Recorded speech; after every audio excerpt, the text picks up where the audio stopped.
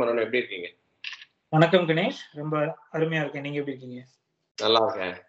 சீமான் நிறைய தான் நிக்கிறாரு. அவருக்குன்னு இருக்கிற ஓட் பர்சன்டேஜ். ஸோ 1லேருந்து 3லேருந்து இன்னைக்கு 6க்கு வந்து நிக்கிறாரு. 6.7, 6.8 வந்து நிக்கிறாரு. இந்த வாட்டி இன்னும் கொஞ்சம் ஜாஸ்தி பாய்வாரு அப்படின்ற மாதிரி தான் வந்து பார்க்க வேண்டியதா இருக்கு. எப்படி பாக்குறீங்க சீமான்? அவரு இந்த மாதிரி போறாரு அப்படின்னா, ஆல்ரெடி அவர் ஒரு 10 தொகுதிக்கு மேல வேட்பாளர்களை அறிவிச்சிட்டாரு. யாரு போட்டி போட போறாங்கன்றத அறிவிச்சிட்டாரு. பெண்கள், ஆண்கள் சரி பாதியா 20-20 கொடுக்குறேன்னு சொல்லியிருக்காரு. இஸ்லாமியர்களையும் நிறைய பேரை அறிவிச்சிட்டு வர்றாரு. அவரோட கணக்கு என்ன நான் இந்த தேர்தல்ல பாக்குறேன் அப்படின்னா, அவரோட மெயின் டார்கெட்டே வந்து அதிமுகவை வலுவிழக்க செய்யணும். அதுதான் அவரு வந்து பாஜக பத்தி எல்லாம் கேண்டிடேட் இல்ல. அதனால வந்து நிச்சயமா வலுவிழக்க செய்யறது கொஞ்சம் ஈஸியா தான் இருக்கும்னு நினைக்கிறேன் நான். ஆமா. இதுல நீங்க என்னன்னா பாஜக பக்கம் பிரைம் மினிஸ்டர் கேண்டிடேட் இல்ல. இவங்க தனியா நிக்கும் போது மோடி அவர்களுக்கு அதிமுக பக்கத்துல இருந்தா என்ன ஓட்டு கிடைக்குமோ அந்த ஓட்டு கிடைக்குமாங்கிற சந்தேகம். கூட்டணி இன்னும் அமையல. இந்த மாதிரி நேரத்துல வந்து நான் சொன்ன மாதிரி இங்க மாநில உரிமைங்கிறது ஒரு ஹீரோ சப்ஜெக்ட். உங்களுக்கு புரியுதா? நம்ம மாநிலத்தை பொறுத்த வரைக்கும் மாநில உரிமைங்கிறது ஹீரோ சப்ஜெக்ட். அந்த மாநில உரிமை இப்ப யாரெல்லாம் பேச ஆரம்பிச்சிருக்கு அப்படின்னா, திமுக பேசுது, அதிமுக பேசுது, நாம் தமிழர் பேசுது. அதிமுக வந்து கொஞ்சம் கம்மியா பேசணும்னு வச்சுக்கலாம். ஏன்னா அவங்க மத்திய அரசோட கூட்டணியில இருந்தாங்க. அவங்க பாஜகவை கொஞ்சம் ஆதரிக்கிற நிலைமையில இருக்காங்கன்ற மாநில உரிமையை கொஞ்சம் கம்மியா பேசுவாங்கன்னு வச்சுக்கலாம். இப்ப இந்த மாநில உரிமையை பேசி இந்த இடத்துல அரசியல் நடக்கும்போது இவர் என்னென்ன ஃபேக்டர்ஸ் எடுக்கிறாரு அப்படின்னா, நீங்க அதிமுக பொறுத்த வரைக்கும் அதிமுகவை வந்து இப்போ பலவீனப்படுத்துறதுக்கு இவர் வந்து ஒரு சோசியல் இன்ஜினியரிங் ஸ்ட்ராட்டஜி எடுக்கிறாரு. அந்த சோசியல் இன்ஜினியரிங் ஸ்ட்ராட்டஜி எப்படி அப்படின்னா, நீங்க பாத்து இவர் போடுற கேண்டிடேட்ஸோட கேஸ்ட் எல்லாம் பாருங்க. அதிமுக அவர் உண்மையா ரொம்ப மைன்யூட்டா நோட் பண்ணி தான் அதெல்லாம் போடுறாரு.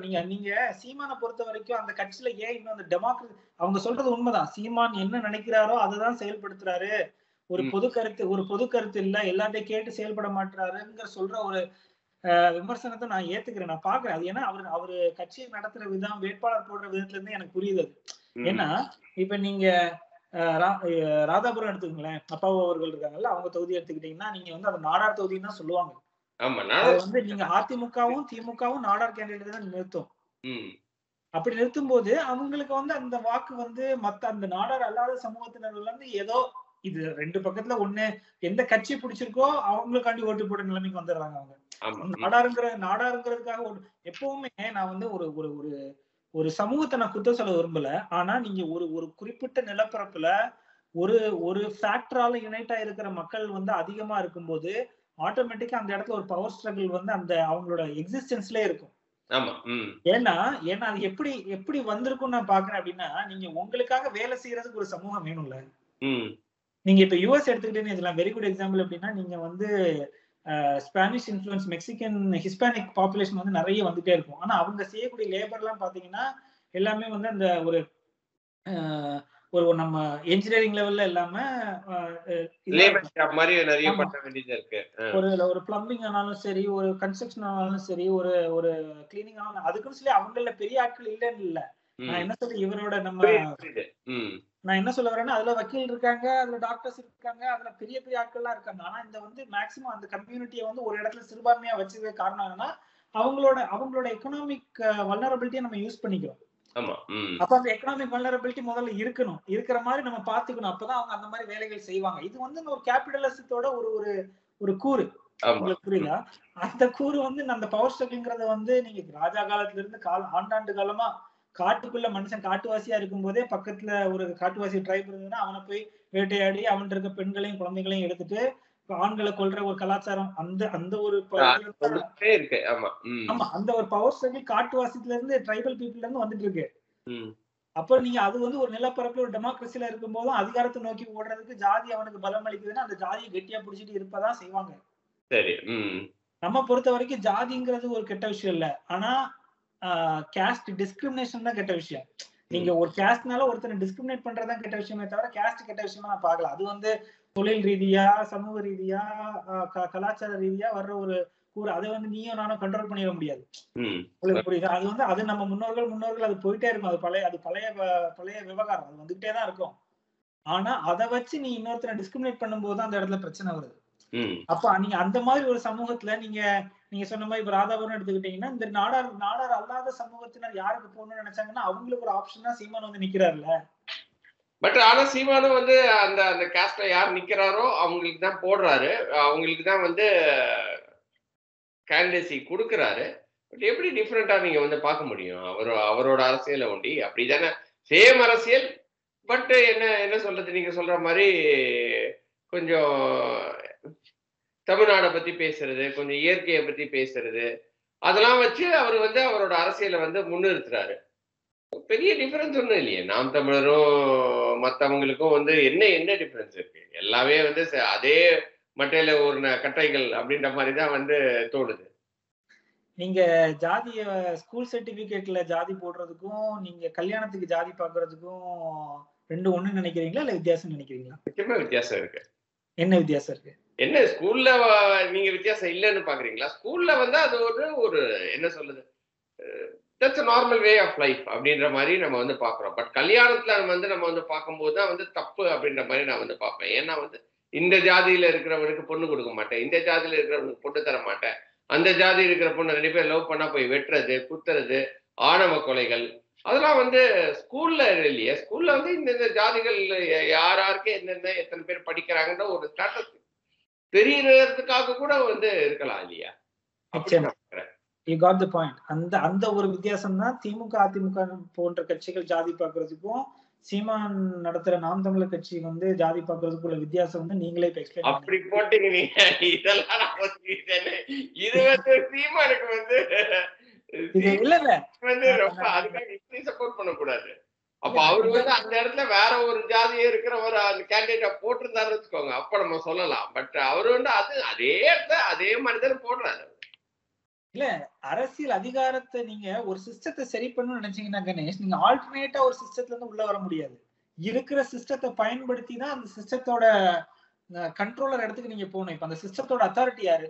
இங்க இருக்கிற சிஸ்டத்தோட அத்தாரிட்டி வந்து இந்தியன் கான்ஸ்டிடியூஷன். நீங்க ஸ்டாலினே நினைச்சாலும் எடப்பாடி அவர்களே நினைச்சாலும் என்ன மாநில உரிமை பேசினாலும் இந்தியன் கான்ஸ்டிடியூஷனை தாண்டி ஒரு ஸ்டேட் இங்க எதுவும் பண்ண முடியாது. அப்படிதானே? பண்ணவே முடியாது. பண்ண முடியாது. அப்ப அந்த இந்தியன் கான்ஸ்டிடியூஷனுக்கு போற வழி வந்து அந்த சிஸ்டம் தான். இங்க இருக்கிற எலக்டோரல் சிஸ்டத்துல தான் போட்டி போட்டு ஆகணும். 50 வருஷமா சின்னம் வச்சிருக்கிற ஒரு கட்சி கூட நீ நேத்து கட்சியாரம் சுயேட்சையா போட்டி போடுறவனும் புது சின்னம் வாங்கி நின்று ஜெயிச்சாகணும் அப்படிங்கறது இங்க ஒரு சிஸ்டம். இந்த சிஸ்டம் கேவலமான சிஸ்டமா நியாயமான சிஸ்டமான்னு பார்த்தா அதுல நியாயம் கம்மியா தான் இருக்கு, அறம் கம்மியா தான் இருக்கு. ஆனா இருந்தாலும் இதுதான் சிஸ்டம். அப்ப இந்த சிஸ்டத்துக்குள்ளதான் நீங்க போட்டி போட்டு வந்தாகணும். இந்த அவர் புரட்சின்னு சொல்றாரு, மாறுதலை கொண்டு வர போறேன்றாரு, நாங்க தான் மாறுதலுக்கான ஒரு வித்துன்றாரு. சோ அது இது எங்க மாறுதல்? மாறுதலே ஒண்ணும் கிடையாது. நீங்க சொல்ற மாதிரி அதேதான். அப்படியே அந்த அந்த நதியில அப்படியே ஓடுற மாதிரி அந்த நதியோட சேர்ந்து அவரும் ஓடிட்டு தான் இருக்கிறாரு.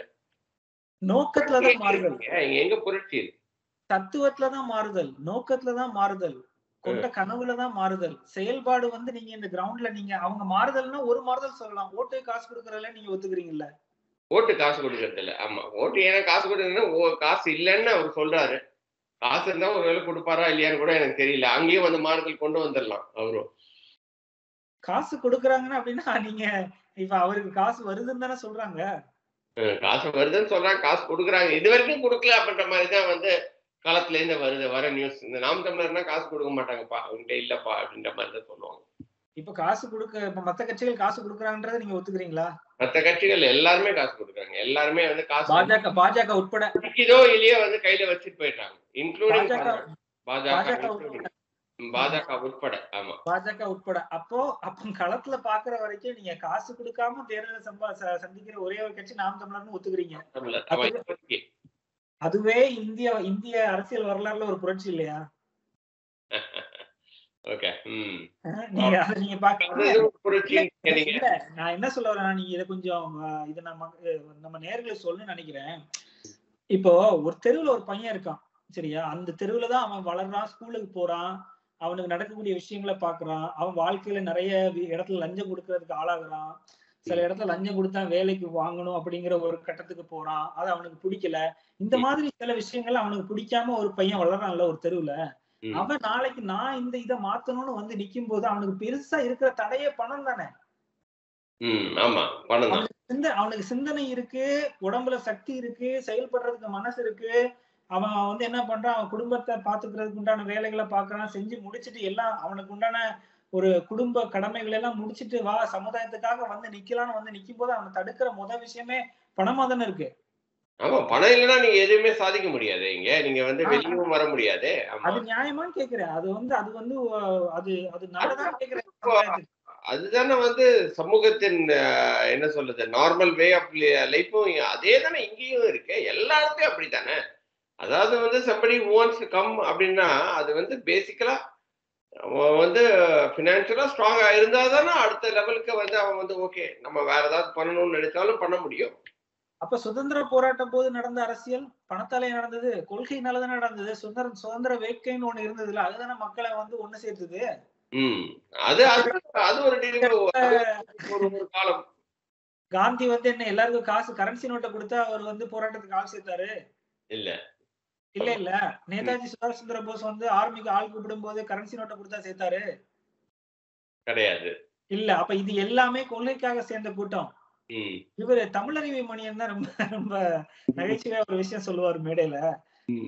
காந்தி வந்து ஒரு அறைகூவல் விட்டாரு. எல்லாரும் வாங்க சுதந்திரத்துக்காக போராடுவோம்னு சொல்லும்போது, ஊர்ல இருக்க யோகியன்கள்லாம் வந்துட்டாங்க ம். போராடுறதுக்கு. அதே மாதிரி சுபாஷ் சந்திர போஸ் வந்து வாங்க ராணுவத்தை கட்டி போராடுவோம்னு கூப்பிட்டு அறைகூவல் விடுத்த போது, ஊர்ல இருக்க வீரன்லாம் ஓடி வந்துட்டான் அரசியல் பண்றதுக்கு அப்படின்னு. அதே மாதிரி கலைஞர் கருணாநிதி அவர்கள் வந்து வாங்க அரசியல் பண்ணலாம் உடன்பிறப்புகளையும் கூட ஊர்ல இருக்கிற அயோக்கியன்லாம் ஓடி வந்துட்டான் அப்படின்னு சொல்லுவாங்க.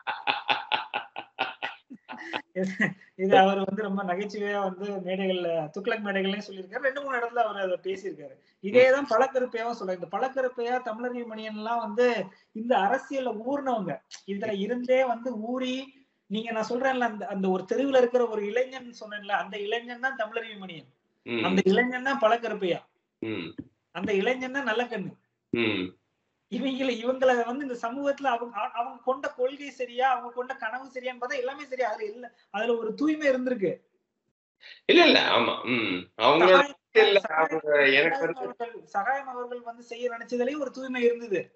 இப்ப நீங்க அப்துல் கலாம் அவர்கள் அரசியலுக்கு வந்து அரசியல் பண்ணிருக்க முடியும் நீங்க நினைக்கிறீங்களா? அவருக்கு ஒரு தூய்மை இருந்தது இல்ல. அவர் அரசியல்வாதி கிடையாது. ஆனா அவருக்கு வந்து ஒரு நேர்மை இருந்தது, ஒரு எண்ணம். அந்த மாதிரி ஆட்களுக்கு அரசியல் வாய்ப்பு கிட்டாம போறதுக்கு காரணமே பணமா தானே இருக்கு நாட்டுல. ஆமா. எல்லாருமே பணம் குடுத்து வாங்கிடுறாங்க. ஏன்னா வந்து கடைசி வரைக்கும் இந்த ஓட்டுகள் எல்லாம் கடைசி 2 நாள்ல வந்து பணத்த ஃபுல்லா டிஸ்ட்ரிபியூட் பண்ணி இப்பதான் பண கலாச்சாரம் வந்து பாதாளம் வரைக்கும் பாயுதே. அதுவும் வந்து என்ன சொல்லுது? அதுவும் சவுத் ஸ்டேட்ஸ்ல வந்து ரொம்ப ஜாஸ்தியா இருக்கு அந்த பண கலாச்சாரம்ன்றது வந்து. பட் ஆனா நாம் தமிழர் அதெல்லாம் தாண்டி இப்போதைக்கு வீரியத்தோட தான் வந்துட்டு இருக்காங்க. பட் இருந்தாலும் ஒரு ஒரு மாறுதலுக்கான ஒரு அரசியல்னு வந்து பார்த்தோன்னா, அவங்களால குடுக்க முடியுமா? அப்படின்னு தோண மாட்டேன்து. இன்னும் வந்து சீமானே வந்து என்ன சொல்றது? இன்னும் வந்து டெபாசிட்டே வாங்காம தான் இருக்கிறாரு. ஒருத்தன் கூட டெபாசிட் இன்னும் வாங்கல. பட் எவ்வளவு நாள் இந்த இந்த கட்டமைப்ப நீங்களே சொல்லியிருக்கீங்க. நீங்க என்ன சொன்னீங்க அப்படின்னா வந்து, சீமானோட தாட்ஸ் படி தான் வந்து அந்த கட்சியும் வந்து மூவ் ஆயிட்டு இருக்கு. அது எவ்வளவு நாள் முடியும்? இன்னைக்கு 55 வயசு மேல தாண்டிட்டு இருக்கிறாரு அவரு. ஸோ அடுத்தது 60 வயசு ஆயிடும். 60, 65 ஆயிடுச்சு அப்படின்னா, வீரியம் கம்மி ஆயிடும்ல. எவ்வளவு நாள் தான் இப்படியே கத்திக்கிட்டே இருக்க முடியும்? அங்க கேடர்ஸும் வீக் ஆயிடுவாங்க இல்லையா? எப்படி பார்க்குறீங்க அத? இங்க திருச்சி சிவா அவரோட பையன் இருக்காரு இல்லையா? சூர்யா ஆமா. சிவா அவர்கள் வந்து புரியுது. அவர் சொல்லியிருந்தாரு. நீங்க அந்த பாஜக கட்சியில பிஜேபி இருந்து இன் அண்ட் அவுட்லயே இருக்கிறாரு. ஆமா பாஜக கட்சியில இருந்து அவர் அண்ணாமலை அவர் வந்து அந்த ஒரு ஒரு வழக்குல வந்து விலக்கி வச்சிருந்தாரு அவர. அப்ப வந்து ஒரு இடத்துல அவர் பேட்டி கொடுக்கும்போது கேட்டாரு, அடுத்தது என்னங்க எந்த கட்சியில சேரலாம்னு இருக்கீங்க? தாய் கழகமான திமுகவுக்கு போலான்னு இருக்கீங்களா? இல்ல நாம் தமிழருக்கு போலான்னு இருக்கீங்களா? அப்படின்னு கேட்டாரு. அவர் சொன்னாங்க, என்னங்க நாம் தமிழர் நீங்க சொல்லிட்டு இருக்கீங்க? அவர் கடைசி வரைக்கும் நம்மள கத்த விட்டு சாவடிச்சிருவாருங்க. அவரால எந்த ஒரு பிரயோஜனமும் இருக்கு. அரசியல் ரீதியா எந்த ஒரு பிரயோஜனமும் இருக்காதுங்க. ம். அப்படிங்கிறத அவர் தெளிவா அவர் சொல்லும்போது, அவர் திராவிட பாரம்பரியத்துல இருந்து வந்தவரு. ம். அப்ப அதான் அது அவருக்கு தெரியுது. எந்த ஒரு லாபமுமே இல்லாம அரசியல் பண்ணக்கூடாது அப்படின்னு சொல்லிட்டு. ஆமா. அப்ப அவரோட அரசியல் புரிதல் எப்படின்னா, லாபத்துக்காக தான் அரசியல் பண்ணணும். ம். இல்ல அதுல என்ன தப்புன்றேன். ஏதோ ஓரளவுக்கு கொஞ்சமா லாபம் இருக்கணும் இல்லையா? என்ன லாபம் நீங்க சொல்றீங்க? ஏதோ ஒரு இப்ப சீமான தவிர சீமான தாண்டி யார் இருக்காங்க? இப்போ நான் ஒரு ஒரு இடத்துக்கு போறேன், வேலை பண்றேன், உழைக்கிறேன் அப்படின்னா, அதுக்குரிய அங்கீகாரமாவது கிடைக்கணும்ல. எத்தன பேர் நாம் தமிழர்ல அங்கீகாரம் இல்லாம, என்னப்பா இவ்வளோ நாள் உழைச்சோம். ஒரு அங்கீகாரம் கூட குடுக்க மாட்டேன்றாங்க. எல்லாம் என்ன சொல்றது? ஒரு வழி பாதையா தான் இருக்குது. அவரு சொன்னா தான் வந்து நடக்கும் அப்படின்ற மாரி இருந்ததுன்னா, அது எங்க ஜனநாயகமும் இல்ல இல்லையா? அதையும் நம்ம பார்க்கணும்ல. அந்த அங்கீகாரத்தை கொண்டு போய் நாம் தமிழர் கட்சிக்காரன் எங்க அந்த அங்கீகாரத்தை காட்டி அவன் ஒரு ஆதாயம் பெற போறான்? ஏதோ ஒரு ஊர்ல ஒரு கிராமத்துல சரி நாம் தமிழரோட ஒரு இது அவருக்குன்னு ஒரு ஸ்டேட்டஸ் இருக்கு அப்படின்ற மாதிரியாவது கொஞ்சமாவது கொடுக்கலாம். எதுவுமே நான் வந்து பண்ண மாட்டேன், நான் வந்து சர்வாதிகாரி மாதிரி தான் வந்து ஆக்ட் பண்ணுவேன் அப்படின்னா என்ன பண்றது? அதுவும் நம்ம பார்க்கணும்ல. இல்ல நீங்க இப்ப சர்வாதிகாரி மாதிரி ஆக்ட் பண்ணலாம்னு சொல்றீங்க. இந்த கட்சியில நீங்க யார இங்க நிறுத்தணும்? இப்ப 40 தொகுதியில 20 ஆண்கள் 20 பெண்களை நிப்பாட்டணும்ன்ற ஒரு டிசிஷனை எடுக்கிறதுக்கே அவர் சர்வாதிகாரியா இருந்தாதான் அந்த டிசிஷனை எடுக்க முடியும். உங்களுக்கு புரியுதா? நீங்க இந்த ஜனநாயகம் அவரோட கட்சி பொறுத்த வரைக்கும் நீங்க இந்த அமைப்பு பிடிக்காதவங்க நாம் தமிழர்ல இருக்க வேண்டிய அவசியம் இல்ல. நம்ம வெளியே இருந்து விமர்சனம் பண்றோம். இந்த அமைப்பு பிடிக்காம நிறைய பேர் வெளியேறிட்டு இருக்காங்க அந்த கட்சியில இருந்து. அது ஒரு பக்கத்துல நடந்துட்டு இருக்கு. அந்த கட்சியில மிச்சம் இருக்கிறவங்க எல்லாருமே வந்து இந்த ஒரு கட்டமைப்புக்குள்ள இருந்தா ஓகே, நம்ம தலைவர் கொண்ட கொள்கை வந்து நிறைவேறினா போதும், கொள்கைக்காக உழைப்ப நீங்க சொன்ன மாதிரி இடும்பவனம் கார்த்திக் அவர்களுக்கு ஒரு சீட்டு கூட கொடுக்கலன்னு நீங்க போன பேட்டியில சொல்லியிருந்தீங்க. அப்புறம் திருப்பி எதுக்கு அவர் தொண்டை தண்ணி வச்ச கத்திக்கிட்டு இருக்காரு?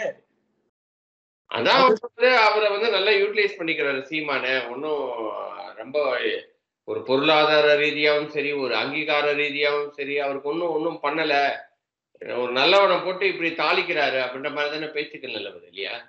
நீங்க பொருளாதாரத்துக்காக அரசியலை நோக்கி வரவே கூடாது. அந்த எண்ணமே, அந்த அடிப்படை எண்ணமே தப்பு. கரெக்டுங்க. பட் இருந்தாலும் தான் நான் சொல்றேன், அவருக்குன்ட்டு ஒரு ஃபேமிலி இருக்கு, அவருக்குன்ட்டு வந்து ஒரு குடும்பம் இருக்கு, குட்டி இருக்கு. பேசிக் சப்போர்ட் தானே நம்ம கேட்கிறோம். நம்ம அதெல்லாம் வந்து அதுக்காக நீங்க வந்து ஓகே நம்ம 1 கோடி ரூபாய் 2 கோடி ரூபான்னு நான் சொல்ல, ஒரு பேசிக் சப்போர்ட் அங்க இருக்கிறவங்கள அவங்களோட வாழ்வாதாரம் வந்து கரெக்டா இருக்கணும்ன்ற அளவுக்காக அவர் பண்ணணும் இல்லையா? அதுதான் வந்து ஒரு கொஸ்டின் மார்க்கா போகுது. சொல்லுங்க.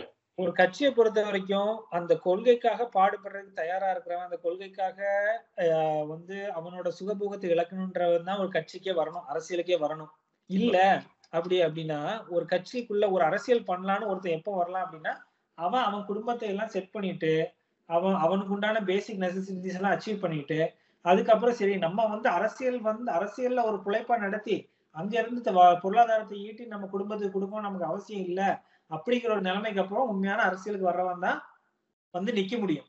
உங்களுக்கு புரியுதா? வந்து நிக்க முடியும், வந்து ஒரு கொள்கைக்காக போராட முடியும். நம்ம என்னைக்காவது டக்குன்னு வந்து அவர் கவுன்சிலர் எங்க ஏரியாலங்க, நாகர்கோவில்ல வடசேரியில எங்க ஏரியால என்ன விட 2 வயசு கம்மியான பையன் தான் வந்து இப்ப கவுன்சிலர், பாஜக கவுன்சிலர் தான். ஆனா அவங்க வந்து மேயருக்கு ஓட்டு போட்டது திமுக மேயருக்கு தான் ஓட்டு போட்டிருக்கான். அந்த ஓட்டு போட்ட அன்னைக்கே பாஜக கவுன்சிலர், அழுத்தி சொல்றேன், பாஜக கவுன்சிலரான அந்த பையனுக்கு திமுக மேயருக்கு ஓட்டு போடுறதுக்கு 35 லட்சம் ரூபாய் அன்னைக்கே செட்டில்மெண்ட். இந்த பையனுக்கு வந்து அவ்வளவா ஸ்கூல் டைம்ஸ்ல அவ்வளவா வந்து அவனுக்கு வந்து அகாடமிக்கலி சவுண்ட் கிடையாது. அவங்க அப்பா கொஞ்சம் ஓரளவு வசதியானவரு, அவனுக்கு ஒரு பிசினஸ் பண்ணி கொடுத்தாரு, அந்த பிசினஸ் ஃபெயில் ஆயிருச்சு. சோ இந்த மாதிரி எல்லாத்தையும் ட்ரை பண்ணினே பார்த்தான், ஒண்ணுமே வேலைக்கு ஆகல. ஏதோ பொலிட்டிக்கல் கான்டாக்ட்ல பாஜக தகுதிகளை பாத்துக்கங்க, எந்த மாதிரி தகுதிகளான ஆட்களை தேர்ந்தெடுக்காங்க நீங்க பாத்துக்கங்க. நீங்க பாஜக கட்சியை நம்ம பெருமையா பேசுறோம், மோடி அவர்களை பெருமையா பேசுறோம். ஆனா கிரவுண்ட் லெவல்ல என்ன மாதிரி வேலை, என்ன மாதிரி ஆட்களை தேர்ந்தெடுக்கிறாங்கன்னு நீங்க பாருங்க. முதல் நாளே வந்து திமுக கவுன்சிலர் ஆகி மேயருக்கு ஓட்டு போடுறதுக்கே பாஜக கவுன்சிலர் திமுக கிட்ட 35 லட்சம் ரூபாய். இது வந்து எனக்கு பர்சனலா ஃபர்ஸ்ட் ஹேண்ட் இன்ஃபர்மேஷன். மாதிரி எங்க ஏரியால எந்த ஒரு வீடு வந்து வாங்கியோ வித்தாலோ இல்ல எந்த ஒரு இடம் வந்து சைட்டு போட்டாலோ பிளாட் போட்டாலோ அவனுக்கு ஒரு கமிஷன். இது திமுக மாதிரி தெரியுதுல உங்களுக்கு? ஆமா, இது திமுகவோட நடவடிக்கைகள் மாதிரி தானே இருக்குது இதெல்லாம். இந்த கட்டமைப்பு இப்படி இருக்கும்போது அண்ணாமலையே வந்தாலும் இந்த அரசியலை தான் பண்ண வேண்டியிருக்கு. இந்த இடத்துல இந்த அரசியலை பண்ணாம ஒரு கட்சி இருக்குல்ல, அந்த கட்சியில உள்ள ஆட்கள் வந்து நம்ம எம்எல்ஏ ஆகுமா கவுன்சிலர் ஆகுமா என்ன ஆகும்னே தெரியாது. இருந்தாலும் கொள்கையை சுத்தி சொல்லிட்டா, இந்த சூர்யா சேவா சொன்ன மாதிரி தான் நான் சொல்றேன், சொல்லிட்டு கத்திட்டா சாகும். நீங்க சமுதாயத்தோட மனநிலை மாறாம அரசியல் மாறாது கணேஷ். நம்ம தலைவர்களை பத்தி இவர் அதை பேசுறாரு, இப்ப ஸ்டாலின் அவர்கள் இதை பேசக்கூடாது, எடப்பாடி அவர்கள் இதை பேசக்கூடாது, அண்ணாமலை அவர்கள் இதை பேசக்கூடாதுன்னு சொல்றதுக்கு நமக்கு எந்த ஒரு உரிமையும் கிடையாது. யாரு வேணா என்ன அரசியல் கொள்கை வேணா இங்க பேசலாம். ஆனா மக்கள் மனநிலையில நமக்கு இதுதான். நீங்க கிரவுண்ட் லெவல்ல ஒரு தெருவுல நீங்க பாத்தீங்கன்னா அவன் எதுக்கு ஓட்டு போடுவான்னு நான் சொல்றேன். நிறைய விஷயங்கள் இருக்கு இதுல மைன்யூட்டா. ஒருத்தனுக்கு ஒரு ஒரு அவன் பிள்ளைக்கு ஒரு சீட்டு வேணும், அந்த சீட்டுக்கு வந்து அந்த கவுன்சிலர் ரெக்கமெண்டேஷன் பண்ணியிருந்தாருன்னா அவன் 10 வருஷமோ 15 வருஷமோ 20 வருஷமோ அந்த பிள்ளை கல்யாணம் ஆகி வேலைக்கு போய் அது சம்பாதிச்சு கொட்டுற வரைக்கும் அந்த கவுன்சிலர் அந்த கட்சிக்கு தான் ஓட்டு போடுவார் அவரு.